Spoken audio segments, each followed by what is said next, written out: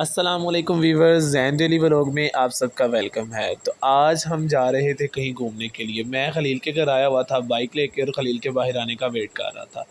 जैसे ही खलील बाहर आया, आते हुए वो मेरे लिए लेकर आया कीमे की टिक्कियाँ, जो कि बहुत ज़्यादा मज़े की थी। लेकर तो वो मेरे लिए आया था, लेकिन साथ खुद भी खाना शुरू हो। टिक्कियाँ खाने के बाद मैं गली में खड़ा होकर उसका इंतज़ार कर रहा था, लेकिन उस लड़के के चस्के मस्के ही नहीं ख़त्म हो रहे थे, वो बाहर ही नहीं आ रहा था। फाइनली वो बाहर आया और फाइनली बाहर आने के बाद ये चीज़ डिसाइड हुई कि अब बाइक वो वाली नहीं जाएगी, बल्कि ये वाली बाइक जाएगी।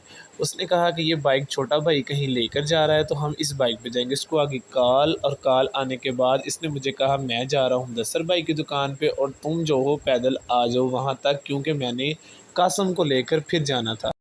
मैं खलील की गली की नुक्कड़ पे बैठ के कासिम का इंतज़ार कर रहा था, जो आ चुका था। उससे मैंने सलाम लिया और उससे मैंने बताया कि मैंने तुम्हारा कितना इंतज़ार किया।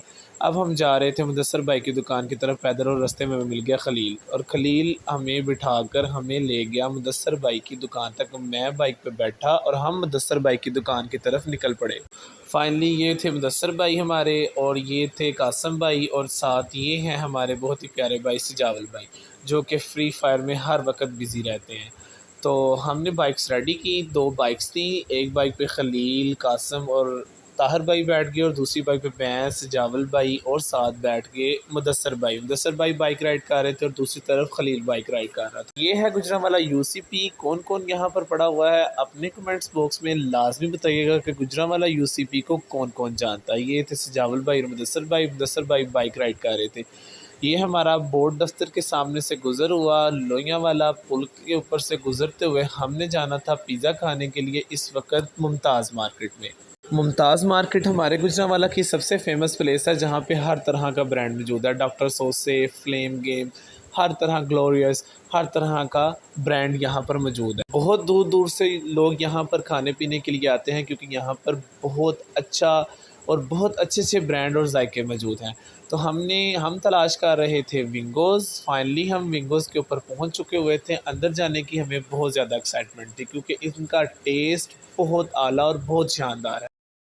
बाइक से उतरकर हमने 1-2 मिनट का स्टे किया। स्टे करने के बाद हम विंगोज़ की तरफ अंदर की तरफ एंटर होना शुरू हो गए। नीचे उनका हमारे पास था फैमिली हॉल, और फैमिली हॉल से ऊपर था हमारा यानी बॉयज़ के लिए सिटिंग एरिया। नीचे आप अपनी फैमिलीज़ को लेकर जा सकते हैं। अंदर एंटर होने के बाद हमें मालूम होता है कि 6 पर्सन के लिए भी टेबल कोई फ्री नहीं है। हमें अभी किसी टेबल फ्री होने का इंतज़ार करना पड़ा। ये थे हमारे कासम भाई, बहुत प्यारे कासम भाई। हमने